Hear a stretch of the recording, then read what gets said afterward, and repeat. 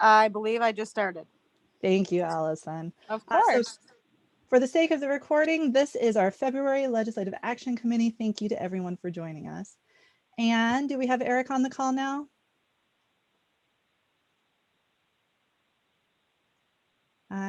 Eric, are you with us?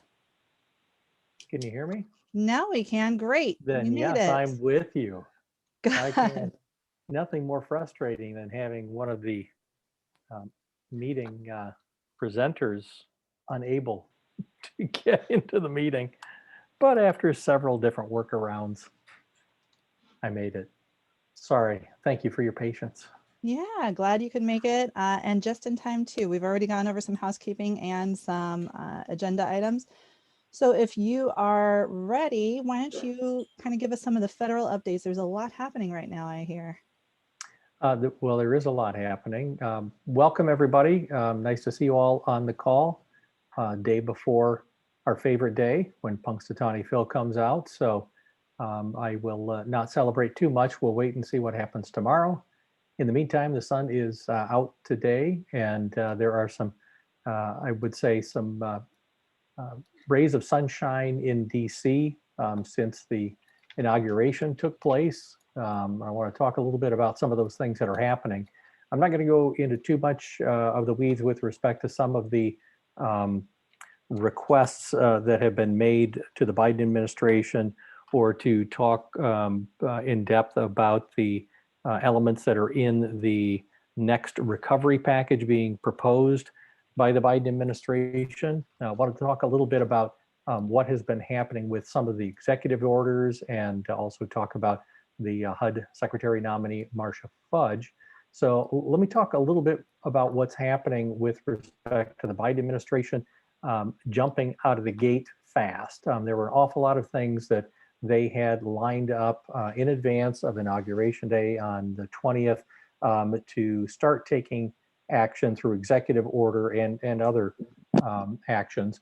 And so I want to give you a few of the highlights. There's an element here that some of us aren't thinking about. Well, some of us maybe who are policy wonks are thinking about. There are a lot of things that have been done through the Trump administration, through executive order and other administrative types of actions, departmental rules, etc. And a lot of things were on the radar screen. And so a lot of wheels have been turning, and some of the activities have started. So I want to talk a little bit about some of the regulatory actions. This may be a little bit more mundane, but I wanted to talk about some of the things that President Biden has done as far as presidential actions regarding regulatory issues. In one memorandum, he's calling for the freeze and review of regulatory actions, while in other ones, talking about modernizing regulatory reviews, which is an interesting concept of the approach that's being taken with respect to how we look at rules that may govern the operation of different departments. And then also he signed an executive order revoking 6 Trump administration executive orders. So in essence, it's not just creating new policies with regarding new elements, it's actually rescinding and moving away from, and in some cases diametrically opposing some of the actions that were taken by the Trump administration. So an example is a memo entitled Regulatory Freeze Pending Review. So that's basically saying that all heads of all federal executive departments and agencies need to freeze all of the regulatory actions that are currently underway. And the idea there is that the freeze is going to ensure that the president's appointees and designees are having an opportunity to review any new or pending rules. And that does include anything that is in process of being sent over, that's already gone through the review process and moving forward to the Office of the Federal Register. So it's screeching halt on everything until there are new sets of eyes that can take a look at whether or not what is being proposed is consistent with the direction that President Biden wants to be taking. The modernizing regulatory review executive order, as I mentioned, is in essence wanting to ensure that regulatory initiatives appropriately benefit and do not inappropriately burden disadvantaged, vulnerable, or marginalized communities. I think that's a pretty big step and an acknowledgement that indeed we need to be focused on people who are disadvantaged, who are vulnerable, or are marginalized.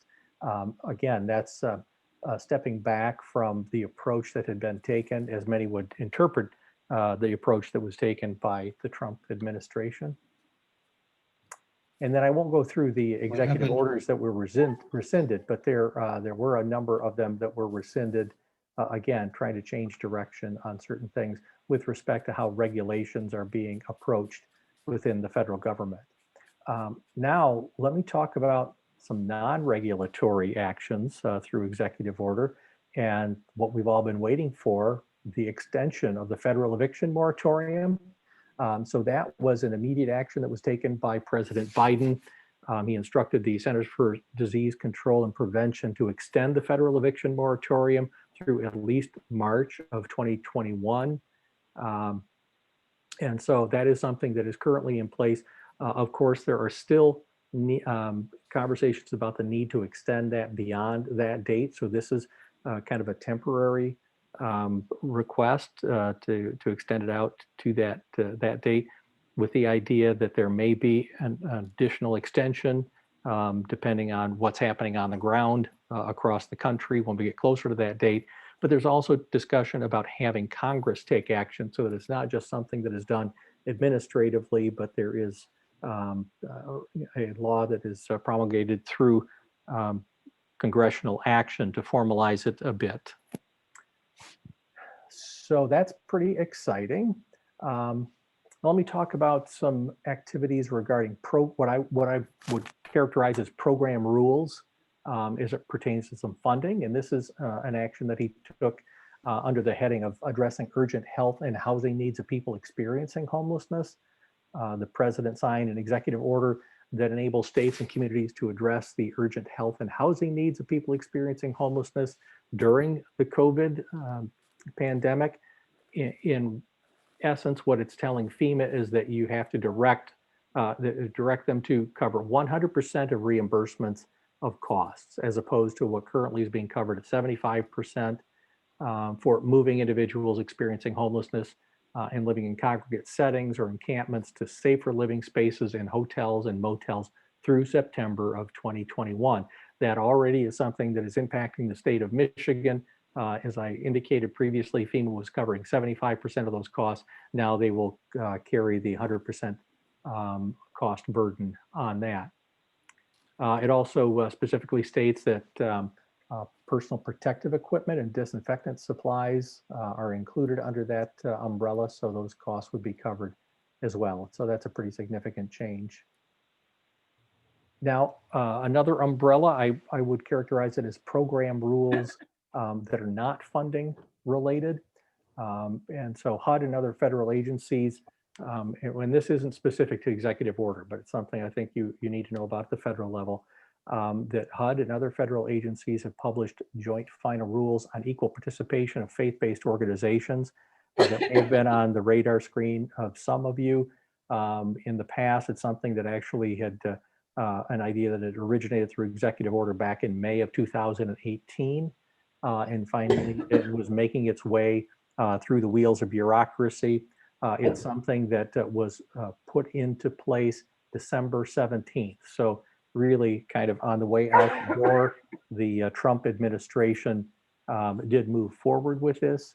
And I'm suggesting that, hey, this is an example where there will be some significant effort in reviewing it to potentially change and or rescind it. The final changes remove the requirement that faith-based service providers receiving federal funds take reasonable steps to refer people that they serve to alternative providers if requested. And the rule would strip away the requirement that providers give beneficiaries written notice of their religious freedom rights. So that's kind of a big deal when we think in terms of federal tax dollars being utilized for people seeking, some critical services, yet may be blocked from receiving those services based on the preferences of a faith-based service provider. more information to come on that one. I also wanted to point out something else on the federal level. This is not something that is action being taken by the administration directly, but it does have implications. The implementation of the U.S. Supreme Court's ruling regarding Bostock and Clayton County, Georgia. It's a ruling that held that Title VII of the Civil Rights Act bars discrimination against gender identity and sexual orientation. The order reinforces laws that prohibit sex discrimination, and this is important, including the Fair Housing Act, which prohibits discrimination on the basis of gender identity or sexual orientation. The impact here is that the court did have a ruling. Unfortunately, Secretary Ben Carson interpreted the ruling in a different way, and said that that it is. Let me find the language here. The equal access rule is something that he said was not affected by that ruling. So there's no basis for that. So I would imagine that that will have a different interpretation moving forward. So the equal access rule, I think, is something that you're going to hear more about as well, and how it's being handled through HUD going forward. Let's see. Let's switch, unless anybody has any questions on those, or if there's anything I skipped over or didn't mention that you think is important that we should weigh in on. But I'd like to switch and talk about the nomination for HUD Secretary, Marcia Fudge. She most recently was a member of, or is a member of Congress. I don't know if she formally resigned yet or not. Maybe that's a technicality. But she was elected back in 2008. She comes from Ohio's 11th congressional district, which is up along Lake Erie. She's a member of the Democratic Party, and she was the chair of the Congressional Black Caucus from 2013 to 2015. She did participate in a Senate Banking Committee hearing recently, which helped us to understand a little bit more about where she's coming from in her written and oral testimony both. She highlighted that she understands and is ready to address housing challenges facing HUD and the country, including the lack of affordable housing and the instability of renters and homeowners exacerbated by COVID-19. Again, the lack of housing affordability tells us a lot about which direction she may be heading. She also discussed a number of other issues during that hearing that she would pursue as HUD Secretary, talking about preventing borrowers and renters from losing their homes, thinking about increasing the supplies of affordable housing, preserving public housing, exploring opportunity zones, and expanding housing choice vouchers. So a whole lot of interesting things that are on her radar that she may be promoting as far as generating additional resources to pursue those things. She also said that the nation needs a holistic solution to housing, and I think that's something that we all agree with. That's something we've talked about quite extensively. And she did talk about the need to have a collaborative discussion with the Federal Housing Finance Agency, FHA, and the Department of Treasury and HUD about housing finance. And she did talk about racial inequities in housing also being on her radar screen. That's something that we've talked a bit about over time. And she confirmed her interest in rolling back Trump's overhaul of HUD's disparate impact standard in fair lending rules, if confirmed. She also stressed the importance of down payment assistance to people of color and other underserved home buyers, which is, I think, an interesting thing for her to be focusing on. So when she was asked, she acknowledged that direct federal financial assistance to prospective minority homeowners living in formerly red line neighborhoods to help make down payments on a mortgage would narrow the racial gap. She is supportive of that. She's thinking about how are we proactive, not just in ending those types of discriminatory practices that took place, but how are we trying to rectify what was based in policy over the years. That's not something that we did not hear over the last 4 years. And I'm not sure we heard as much about that prior to that either. So that may be another direction that you'll see HUD focusing. She added that ending racially biased lending or housing practices is a start, but there needs to be more direct assistance to make up for that wealth gap created by generations of redlining and other systemic racial inequities. So I think you hear a lot of threads through that description based on her comments. So I think this is an exciting time because I believe that there are some new things that she is talking about, and maybe the top of her priority list. We'll wait and see what happens there.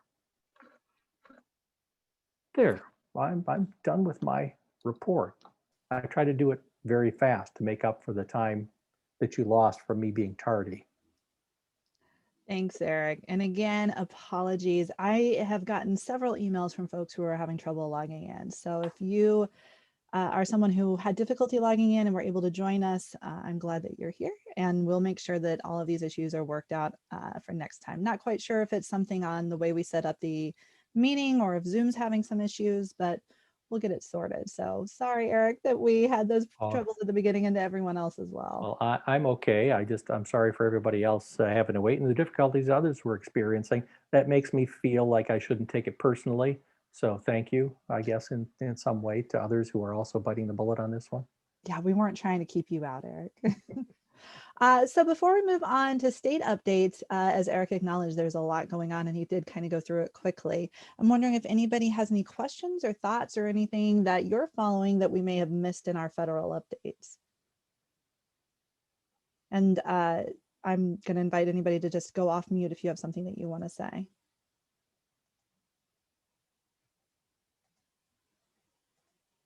Right, and not seeing anything, I'm going to go ahead and go on to our state updates, because as much as there is going on at the federal level, we also have a lot happening at the state level too. So the big news right now out of Lansing regards the supplemental budget that the governor and the legislature is truthfully kind of fighting over a little bit at this moment. The governor has put out her plan to spend the money that was allocated for the state of Michigan through the last Relief Act that Congress passed back at the very beginning of last year, or very end of last year, apologies.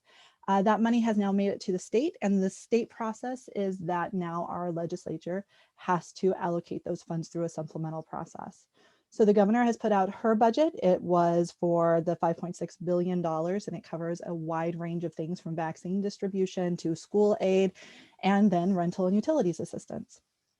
In a kind of highly publicized way of trying to kind of check the governor's powers, the legislature has put out that they want to see some dramatic changes to the way that the current pandemic orders are affecting the state before they will allocate those dollars. And so I can tell my cat's trying to get up on my shoulder, so I'm going to put him down. And so the House Appropriations Committee has put out their own version of the budget, and it is significantly different than what the governor is wanting to do. For our purposes, the major difference is that instead of the over $660 million that was sent to the state to pay for rental assistance and utilities assistance, the House is proposing $165 million go towards that purpose, which means that there is a huge gap in the amount that the state is wanting to put into what MSHDA is setting up as SARA, the emergency rental assistance. I'm assuming that a lot of you on the call were involved with EDP and are already aware of waiting lists that are coming up and the need for that money to be getting out the door right away. So I suspect that this is something that will be affecting you directly. In addition to that huge gap that the House Appropriations is putting out there as compared to the governor, there's also concerns with the timing of this. This money was received last week and the state legislature has not done anything, which means that we can't spend that money, and we will continue to not be able to spend that money until it is allocated through the supplemental process. This affects the way that the SARA funds are going to be able to go out into our communities, and ultimately affects our ability to spend out that full amount.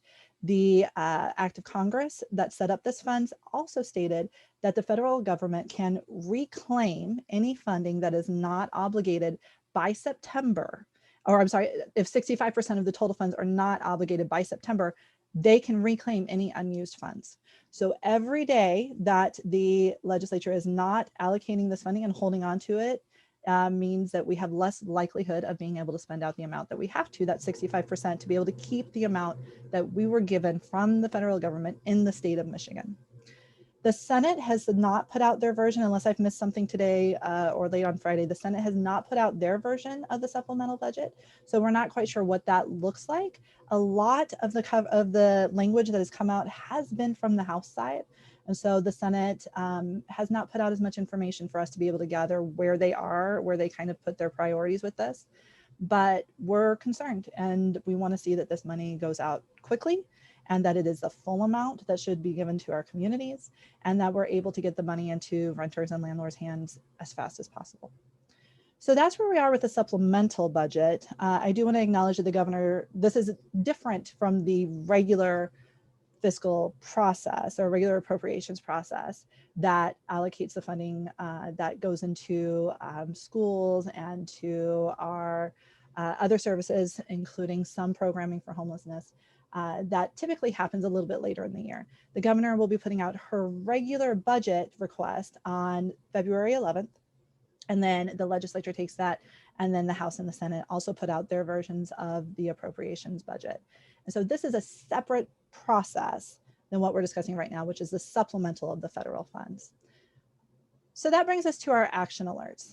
This is something that's going to be going out immediately after this call into all of your email boxes. So you should have this immediately. But we're calling on all of you and all of the homeless service providers and advocates across the state to contact their members of the House and the Senate, the Michigan House and the Michigan Senate today, to let them know about our concerns with holding on to this appropriations from the federal government. The email that we'll be sending out will have some talking points, and we'll encourage you to use your own data from your EDP and your waiting list to stress the need for this money to be going out immediately. We have submitted a press release and letters to every member of the House and Senate Appropriations Committees, as well as Senate and House leadership, to let them know that this is something that is very urgent and something that needs to be addressed. I encourage all of you to take a look at that. I'll send out the letters immediately. And if you have members who are specifically on the appropriations committees, it is crucial that you contact them today and let them know about this issue, and continue to contact them. I'm hearing that this is going to take several weeks. And for every day that we lose, that's, again, money that's not getting out to the people who need it, and putting that full amount at risk that we have to send back to the federal government. I'm not sure if that was on a lot of people's radars or if this is new information. So I'm going to pause before we talk about the next action alert item and see if there are any questions, concerns, comments. If anybody's already contacted their representative or senator and had this conversation, I'd love to hear about anything that's happening in your community with regards to this. Laura, this is Cheryl P. Johnson from COTS in Detroit. And I just have a question for clarification. Yes. Like, how are those allocations supposed to be used? When you talk about rental assistance, is it to help make people whole or moving forward? So how is that going to be allocated there? Excellent question. So I will not be able to get into all of the details because that is being administered by MSHDA, and they're the ones who are setting up the new program. They ran the EDP, the Eviction Diversion Program, and they're setting up a second round, which they are calling SARA, the CERA. And it does have a lot of regulations. Treasury has put out an FAQ that has a lot of restrictions. Let me roll that back. Has some restrictions and guidance about the way that these funds can be used. But my understanding is that yes, it can pay for arrears, and it can pay for a certain number of months of future rent and utilities as well. So it is a lot more money than our state received under eviction diversion, and it does change the qualifications and requirements from that program a little bit. And I don't know if anybody else has more that they'd like to say about that, especially the folks who have been administering EDP or are getting ready to administer SARA funds, if they have something that they'd like to add.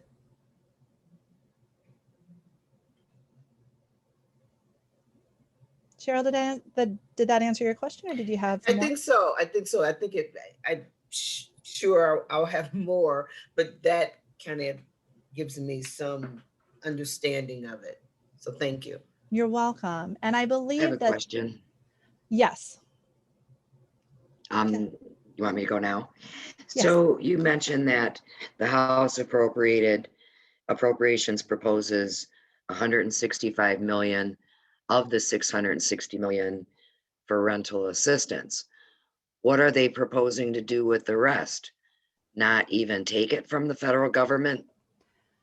It's unclear to me all of the nuances, but the gist of their overall plan is that they are wanting to get money directly into the hands of businesses. And so I think they're using every flexible angle that they can to try and allocate the funding in different places.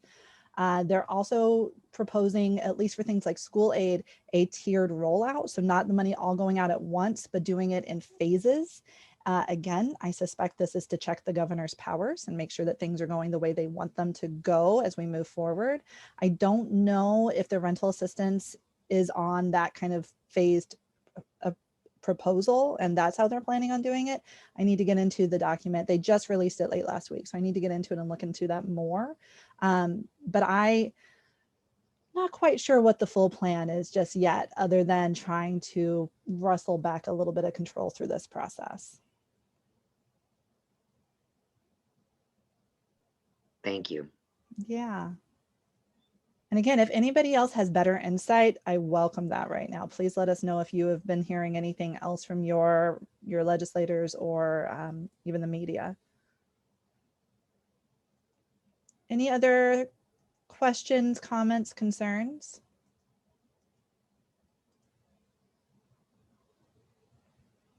Cheryl, I did want to acknowledge, I believe that the page, the website that had EDP information has now been replaced with SARA information. And I can't remember if that's a MSHDA or a Michigan.gov site. That's not MSHDA, but there is a place where you should be able to find a little bit more information about what is expected to happen under the new rental assistance program. And I can make Where's sure to that find again? I'll Where have is it? I'll have to find that link for you and send Okay. it out. I can't remember if it's under MSHDA or just the Michigan.gov site, but I'll make sure to Okay. get that your way. Thank you. Yep, that'll be in the follow-up notes for everyone. I'll try to drop it in the chat. Thanks, Eric. Yeah, as I'm sharing my screen, I'm limited in what I can kind of do, which reminds me, I did want to hop off. No, I can do that later. I just want to acknowledge that we definitely have a list of the appropriations committee members that I'd like for you guys to kind of have eyes on, and make sure that if you are in the district of an appropriations committee member, that you know that it's really important to contact them. So I'll send the list of those who are in the House and Senate appropriations committees in our follow-up as well. And I am just taking a quick look at the chat. So I saw, thank you, Stephanie, for already contacting your legislators. I agree, we need to keep the pressure on. The amounts for the House appropriations, we've said it a couple times, but I'll say it again. So the governor is recommending the full 660 million that the federal government sent our way be used for rental assistance now. The House appropriations is 165 million. I have not seen anything from the Senate yet. And if the funds that are not spent, do they go back to Michigan or the federal government? So Michelle, the funds that are not obligated by September, and I can't remember if it's 1st or 30th, if 65% of the total funds are not obligated by that date, the federal government can reclaim the excess funds. So there's a lot of kind of variables in that, but ultimately we have to spend out 65%. Use it or lose it. Exactly. It goes back to federal government. And that's definitely one of the talking points we're going to be putting out in our follow-up action alert is, this is silly. We don't want to lose this money. Get it out there. The other talking point that we're stressing is that this helps landlords. We know that that has been a talking point that has resonated with legislators and with our members of Congress as well. It's not just helping out the renters, it's helping out the landlords too. All right, I am going to move on, but we can always come back to this if there are additional questions or concerns. But I want to talk about another advocacy opportunity that we want to put on all of your radar that has another tight timeline, and that is the MSHDA PHA and Housing Choice Voucher Administrative Plan public comment period. So every year, both of these plans are put forward and there is the opportunity for public comment. This year, the deadline for that, I believe, is February 26th. There are going to be public comment sessions where you can log in and verbally give your public comments, or you can submit them by writing before then. But the deadline is February 26th. And I'd like to share why we're raising this for you right now. I'm going to do some funny screen sharing, see if I can get this up and show this again. All right, you should now be looking at the version of the HCV administrative plan that is open for public review. This is the plan that sets up the guidelines, the restrictions, the regulations for how our housing choice vouchers are used within the state, and through MSHDA, I should stress. There is a section 3 of the document that talks specifically about mandatory denial of assistance. We're raising this because HUD has very specific guidelines about what can and should be done for households that fall under kind of categories that may be, let me rephrase this. HUD has guidelines about how PHAs can deny assistance through HCVs. Then PHAs have the ability to extend that and have even more strict regulations about how they apply those rules in their cases. And so a lot of communities have been raising up the issue that HUD regulations with regards to criminal activity is fairly broad and less restrictive than what MSHDA's current policy is putting forward. So what you should be seeing on your screen is an example. The first bullet point is the HUD guidelines and requirements, and then the MSHDA policy follows that. We are seeing in communities that the MSHDA policy is overly restrictive, especially when it comes to items of for formerly incarcerated individuals with regards to violent crimes and drug use, and that people are being denied the ability to use and access an HCV due to these criteria, when our goal is to make using an HCV as easy and accessible as possible. And so we're working with a couple communities to try and elevate this issue and try to get the word out that there is a need for us to be looking at these policies in particular and really trying to understand what value there serves to have these policies in place versus the less restrictive, more broad HUD policies. And so our guidance that we'll be putting out in another action alert shortly is that MSHDA remove their additional policies that are more restrictive and truthfully are putting people outside of the criteria of those who can use HCVs right now. It is something that MSHDA has been indicating they're interested in hearing about. And so we're very hopeful that by coordinating a statewide public comment process that talks about the need for us to not have these MSHDA policies, we can actually convince MSHDA that this is a need, this is a problem, and that we should be doing more to serve housing first principles and to make sure that the people who are quite truthfully harder to house in some of our other populations, such as those who have been formerly or who have been incarcerated, are not being targeted, are not being unfairly denied access, and truthfully are not being judged by MSHDA versus the courts process. And so I'm going to stop sharing this screen, but I will be sharing that document in the follow-up as well, so that all of you have access to that language. And I know that Washtenaw Housing Alliance has put out some really great guidance and talking points that we'll be using and sharing with all of you later on, so that if you are interested, and I encourage you, if you're interested in submitting public comment before that February 26th deadline, you have some talking points, you have some ability to do so, and we'll be happy to support anything that we can during that process. It is a Monday and I am doing some word vomiting right here. So I'm going to pause and make sure that that all made sense and to see if anybody has questions about the MSHDA PHA and HCV administrative plan public comment period.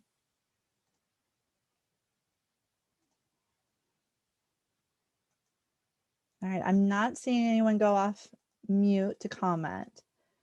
So I guess we'll carry on. I wish Eric? we had a poll question here because I'd like to know how many of you have been involved in the process of reviewing these plans in the past, because I know it's a foreign thing to many people, quite honestly. So I'm just kind of curious as to whether or not most of you are clued in on it, or whether or not this is something new that we're introducing to you. And that's a rhetorical thing. We don't have the poll put in place, so. No, we don't, sorry. Given time, I'm going to move on, but if people want to put something in chat, and I see that perhaps some people are, we can absolutely come back to this. And I see at least one person indicating that they've been part of the review process and public comment period in the past. So thank you for that. Hopefully this works. I wanted to also just acknowledge that we have started up a short-term working group, the COVID-19 work group, focus on policy, both short-term and long-term. We've had one meeting and we are hoping to continue to meet at least for a little while so we can identify needs and opportunities for us to be advocating for policies at the state and federal level, specifically related to what we're seeing in our communities with regards to COVID-19 response. I'm really excited by a lot of the federal and some of the state ideas that have been put forward in this group. We're going to have another meeting in a week and a half now, February 10th. And hopefully this registration link actually works. I'll send this out in the follow-up as well. We invite anybody who'd like to join us to do so. It's just a short-term obligation and really a chance for us to learn from all of you about what the needs and opportunities are that you're seeing in your community as it relates to COVID-19. Eric, anything that you want to add to that? Nope, you're doing a great job. Thank you. All right, so next item we want to discuss just briefly is a save the date for our annual advocacy day, and we're rolling in our Homelessness 101 education session with legislators for that day as well. It's going to look very different this year. So this would have been another great place for a poll question to see how many folks have participated in our advocacy day in the past. But for those who have, this is a day where we typically bring people to Lansing. We prepare you with talking points about policy priorities, and then we get you into offices with your representatives and your senators to talk about what is happening in your community and why they need to be more proactive and more responsive to the needs for homelessness services and response in the state. Obviously, we're not going to be bringing people to Lansing this year. We're going to be doing this virtually. And so we're still figuring out the best way for us to schedule those meetings and get people FaceTime with their legislators and staff. But we're shooting for March 16th as the date when we will be able to coordinate that for everybody. And so I'm going to just kind of put out there a request for if this date makes sense, if people are aware of any large scale events or activities on that date that would prohibit you from participating. And here I'm just going to ask you to type it in the chat box if you have something that would prevent you from participating and you're interested in participating. We don't have this concrete yet. Right now, we're just making sure that this date works, starting with this group and then checking in with our past participants. But we're hoping that March 16th in the morning, we'll have some session and we'd invite all of our advocates to participate with an educational session with our legislators. And then for the rest of the day, schedule meetings with those who are interested in advocating one-on-one with their legislators and staff members. So I'm not seeing a lot of chatter in the chat. Okay, one person unavailable on March 16th. Again, let us know if there's like a big event or big thing that's going to affect a majority of people, because we definitely don't want to schedule something on a day where we know a lot of folks would not be available. This year, because it's not going to be in person, it's going to be virtual, we have a lot of flexibility. So if you're interested and you're not available on March 16th or the day that we settle on, then we may be able to find another time for you to schedule a one-on-one meeting. And I do see that Detroit has a conflict. So Kimberly, I'm going to get with you to see what that would look like in terms of timing and how we can make sure that Detroit can participate. But thank you to everyone who's chiming in about whether or not the 16th will work. I appreciate that. And we'll be sending out more information shortly. Let me just chime in on that real quickly, if that's okay, Laurel. Please. All right. It's a great opportunity for folks to get involved. There are a lot of folks who are on this call who I don't recognize as people who have participated in the past with our legislative day. It may seem like it may not be as effective, not being an in-person gathering or an opportunity to meet in person with an elected official or their staff members. But our experience has been that the Zoom calls that we have been meaningful. We do think that there is a great opportunity for folks who otherwise can't block off a whole day and or who may feel a little uncomfortable about a face-to-face meeting with a legislator for the first time.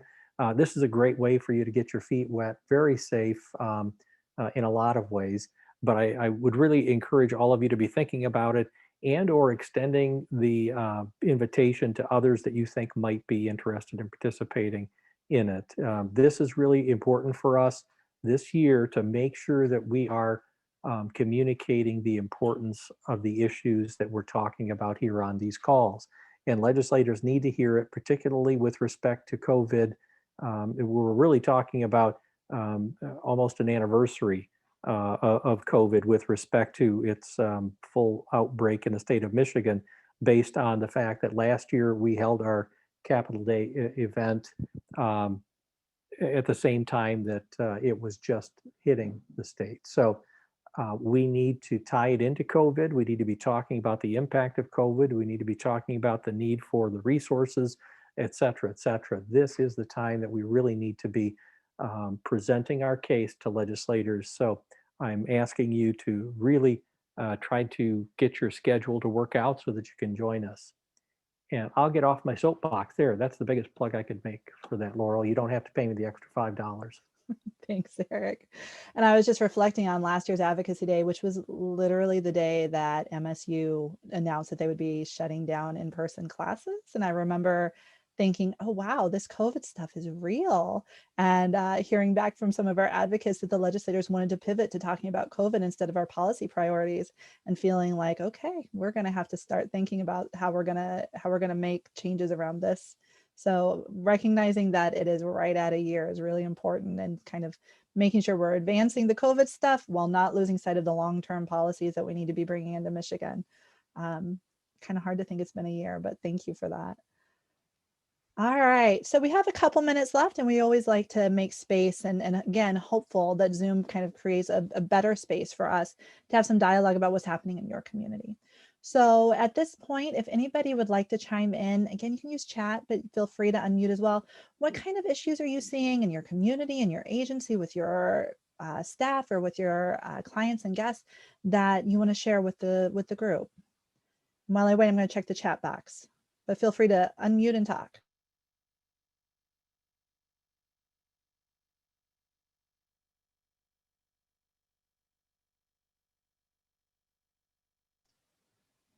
Not seeing anybody. I'm going to say it's hard to believe that nothing is happening locally. Everybody's just being shy, and they're probably also trying to be respectful of other people's time. But this is the time to bring anything up, anything that's happening that's an issue, or anything exciting that's happening, any positive things that are happening. This is a good opportunity to share with folks. I'll talk. In Genesee County, they did have the meeting with the legal services provider, the HARA, and the court. But our program, eviction diversion program, has been very strong. And it's just disappointing because we're ready for the next round. So getting that rental relief going would be a great thing. Thanks for sharing that, Kelly. And I'm hearing that from lots of communities that, like, EDP was amazing. It was hard. It was a lot of work, but it was amazing, and we just need to keep it going. So I think a lot of people would echo that sentiment about just needing to get the next round going. And what we're excited about is that, again, it doesn't require a court case be filed, because those sometimes end up on a tenant record. And so what we're hoping is that, at least with the larger apartment complexes, getting the landlord attorneys to just submit the information regarding the tenant's rental arrearages and not filing an eviction case. So we're really looking to try and increase that. Thanks for sharing that. I do see a couple of items in the chat. One comment is COVID fatigue. I imagine that you're all experiencing that in every community. It's been a long year, and it's a logical thing to be experiencing that. So others, can anybody chime in on that? Any specific thoughts about that, or any needs that would assist with addressing that issue?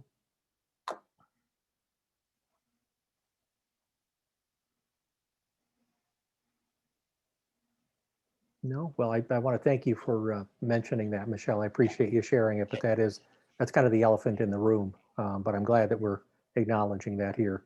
And if we can think of ways that can address that, in ways that would be meaningful, please share that with us if you have some thoughts about what would be helpful to your agencies or your communities beyond, making sure that we can kick loose the new funding. If there are some other strategies or other ideas, feel free to share those with us. And Eric, I do see someone's raised their hand, but I want to chime in on that very quickly. One thing that we know would help with COVID fatigue is the vaccine. And we are definitely working with our state partners around vaccine information. So I invite anybody who would like to kind of talk with us about how vaccines are going in your community and what you're learning about kind of access.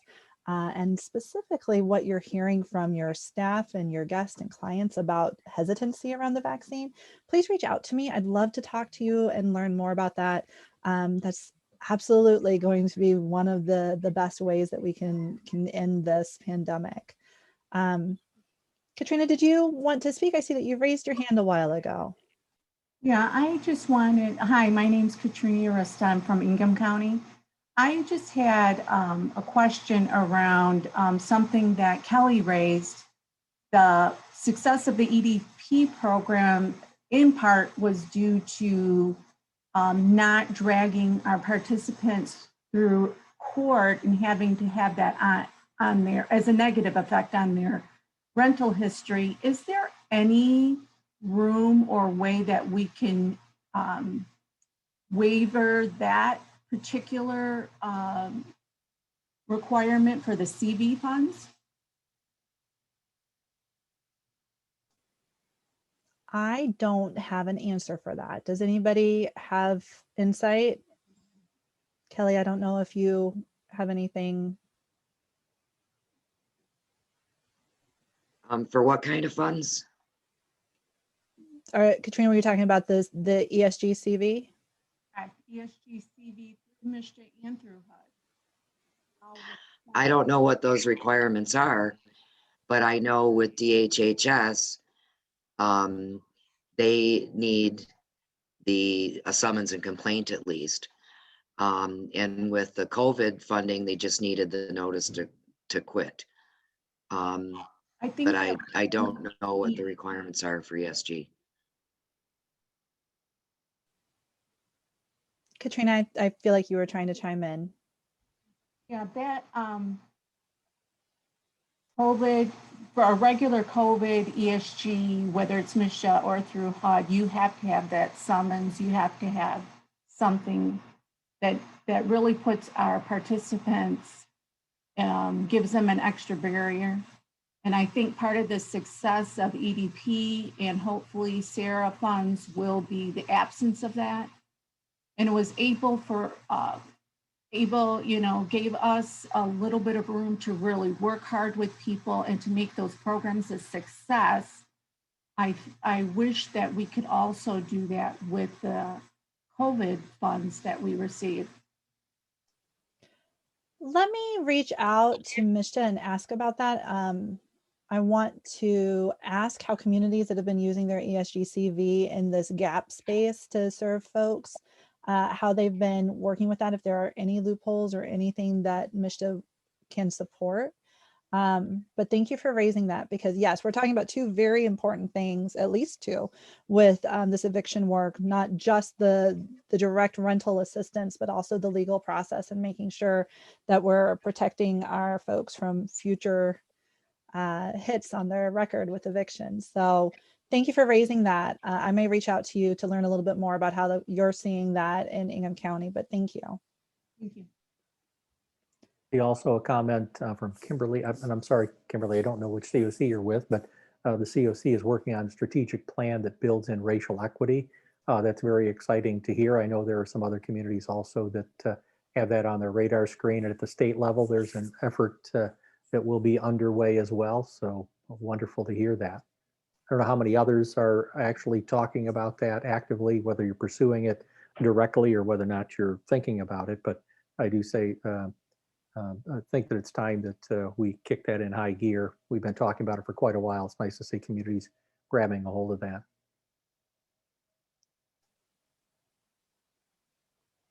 Detroit COC, thanks, Kimberly. Appreciate that. We knew you were doing that stuff. So Eric, we're coming up on time here and it feels like our comments are slowing down, or maybe not. But We have another one here if we want to add. Detroit Health Department, Beaumont Hospital, and Henry Ford Hospital have an educational webinar regarding COVID-19 vaccines to help communities become comfortable with getting it. So they're recorded and could be viewed. That's something we should track down and take a look at as a source. Absolutely. So thank you, Kim. Yes, thank you. I appreciate that. All right, so I'm going to go ahead and wrap up. I appreciate everybody joining us. Those of you who are, actively participating with us, those who are eating your lunch while listening to policy updates, those who have been with us for a long time, those of you who are new with us, just thank you for taking the time to join us today and to deal with all of our technology issues. I promise we will have things sorted out a little bit better, hopefully for next time. Which will be March 1st at the same time. For those of you who registered and were able to access through the Zoom link, you should not have to register again. The link should work. I'm saying that fully understanding that if there are errors with the way this Zoom account or this Zoom meeting was set up, I may have to make some changes, and I'll let you all know if that affects your registration at all. But we should be set for March 1st at noon. And at that time, we'll have the ability to go over some of our talking points for Advocacy Day. But I will be sending out information about that as well as these action alerts today. So please be on the lookout and please let us know if you have any concerns or questions. And if you do participate in some of these action alerts by contacting your legislator about the rental assistance or submitting a public comment to MSHDA around the administrative plan and the PHA plan, please let us know. That's something that's very helpful for us to get the feedback on what you're saying, what you're hearing, how things are going. All of that just adds to our collective process of making change here in the state. So I'll stop talking. Eric, would you like to say anything before we conclude? I'll just say thank you again, everybody. It's been great. Glad to have you on the call. Great number of people attending. Look forward to talking to you soon. Have yourself a great day. Thanks, everyone. Bye.